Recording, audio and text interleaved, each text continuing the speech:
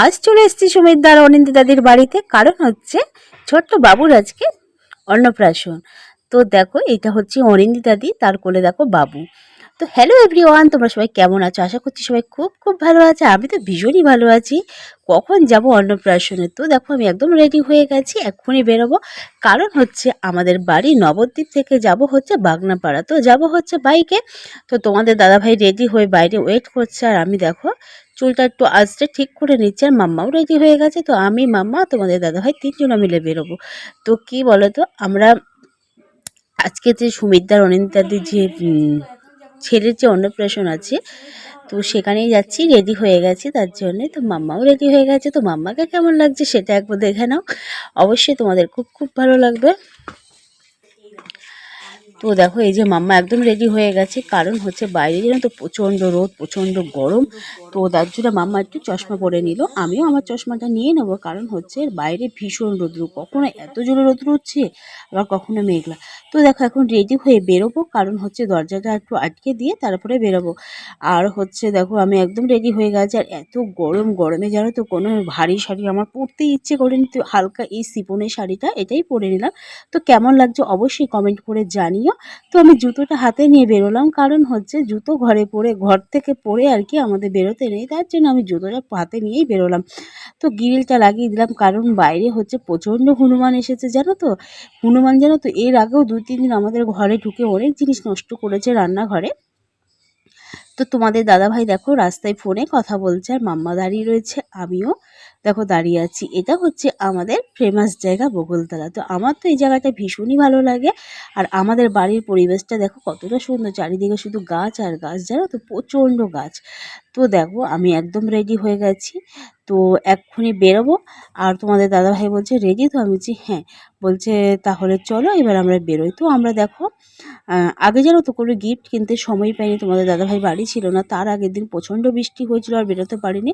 তো আমরা এখন রাস্তার পাশে একটা গিফটের দোকানে ঢুকে নিয়েছি। তো একটা বাবুর জন্য তো গিফট কিনতে হবে, তো গিফট কিনতে চলে এসেছি। তো কী দেখবো কী দেবো পছন্দই হচ্ছে না, তো বাবুর জন্য দেখো একটা গিটার কিনে নিলাম।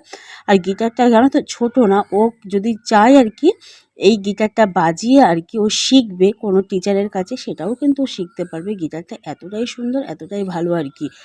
তো দেখো কেমন হয়েছে অবশ্যই কিন্তু কমেন্ট করে জানাতে ভুলো না। তো তোমাদের দাদাভাই আর কি পছন্দ করেছে গিটারটা। তো ও বলছে যেহেতু ছেলে, ও তার জন্য গিটারটা দিই, ও একটু বড় হলেও ওটা কিন্তু শিখতে পারবে। তো এখন গিটারটা দেখো একদম প্যাকিং করে দিচ্ছে, কারণ হচ্ছে যেহেতু আমরা গিফট দেবো তার জন্য। তো দেখো আমাদের গিফট নেওয়া হয়ে গেছে, তো আমরা এক্ষুনি বেরিয়ে পড়বো। তোমাদের দাদাভাই দেখো শুধু বিলটা পে করছে, তারপরে আমরা বেরিয়ে পড়বো। তো আমাদের বাইক তো রাস্তার পাশে দাঁড় করানো ছিল। আর জানো তো, একটুখানি সময়ের মধ্যে আমরা দোকানে ঢুকেছি আর বেরিয়েছি, তাতেই বাইকের সিট পুরো গরম হয়ে গেছে। তো আসার সময় দেখো রাস্তায় আখের রস দেখতে পেলাম, তোমাদের দাদাভাইকে বললাম একটু দাঁড়াও আখের রস খেয়ে নিই। আমি আর মাম্মা খেলাম। তো আমরা দেখো বাগনাপাড়ায় চলে এসেছি। বাগনাপাড়ায় যখন ঢুকেছি দেখো এইখানে লেবার ক্রসিংয়ের এখানটায় দেখো প্রচণ্ড ভিড়। আর জানো তো কৃষ্ণচূড়া গাছে কি দারুণ ফুল ফুটেছে, আর কালারটা এতটা সুন্দর তোমাদেরকে কি বলবো। তো আমরা এখন দেখো এখান থেকে বেরিয়ে এখন সোজা যাচ্ছি অনিন্দিতাদি আর সুমিতদার বাড়িতে। তো চলে এসেছি ফাইনালে। তো বাড়িটা কোথায় সেটাই বুঝতে পারছিলাম না, তাই অপর্ণাকে ফোন করলাম। অপর্ণা হচ্ছে আমার বেস্ট ফ্রেন্ড, তো ও গেছে। তো ওকে ফোন করলাম, তো ও এসে দেখো আমাদের নিয়ে গেলাম। আর এখানে এসেই দেখো সবার সঙ্গে দেখা হয়ে গেল, আমি তো গিফটটা দিয়ে দিলাম। আর এই যে বাবু দেখো কতটা সুন্দর আর কতটা কিউট দেখো। আজকে জানো তো প্রত্যেকটা বাচ্চারই অন্নপ্রাশনের দিন একটু বিরক্ত হয়ে যায়, এত লোকজন একসঙ্গে তো দেখে না।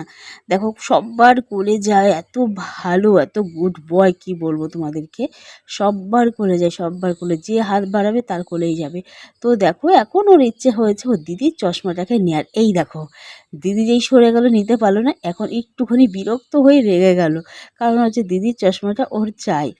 তো দেখো ও হচ্ছে একটু ঘুরু ঘুরু করবে, ঘুরু ঘুরু করলে আবার ঠিক হয়ে যাচ্ছে। আর এই যে অনিন্দিতাদি, তো অনিন্দিতাদি বললো আর কি বাবুকে দাও একটু খাইয়ে নিয়ে এসে, ঠিক আছে নিয়ে যাও। তো দেখো ভীষণ গুড বয়, সবার কোলে যায় জানো তো। আর এই যে দেখো সুমিতদা আর অনিন্দিতাদি। আর দেখো প্রচুর অনেক আমাদের কি বলতো, ফেসবুক টিমে আমাদের যে টিম আছে সবার নিমন্ত্রণ ছিল, মোটামুটি সবাই এসেছে। তো ভীষণ আনন্দ, ভীষণ মজা হয়েছে। তো যতটা পেরেছি ততটা ভিডিও ক্লিক নিয়েছি, পুরোটা তো আর নিতে পারিনি। তো এই দেখো খাবার প্যান্ডেলে আমরা চলে এসেছি, আর কি বলবো প্রচণ্ড ভিড়, প্রচণ্ড ভিড়। তো দেখো খাওয়া প্রায় লোকে খাচ্ছে, আমরা দাঁড়িয়ে রয়েছি, কারণ হচ্ছে বসবো, কারণ হচ্ছে অপর্ণারা ট্রেন ধরবে, তার জন্য। তো অপর্ণা বললো তাহলে চলো একসঙ্গে খেয়ে নেয়। আমি ঠিক আছে চলো।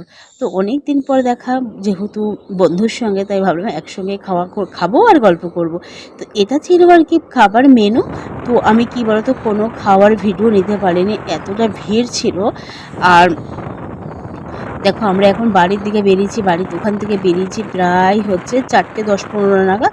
আর আস্তে আস্তে দেখো মাম্মা একদম মাম্মা তো বাইকেই ঘুমিয়ে পড়েছে। তো ভিডিওটা কেমন লাগলো অবশ্যই কমেন্ট করে জানাতে কিন্তু একদমই ভুলো না। তো আবার দেখা হচ্ছে নেক্সট ব্লগে, আরও অনেক কথা, অনেক গল্প বলবো তোমাদের সঙ্গে। টাটা।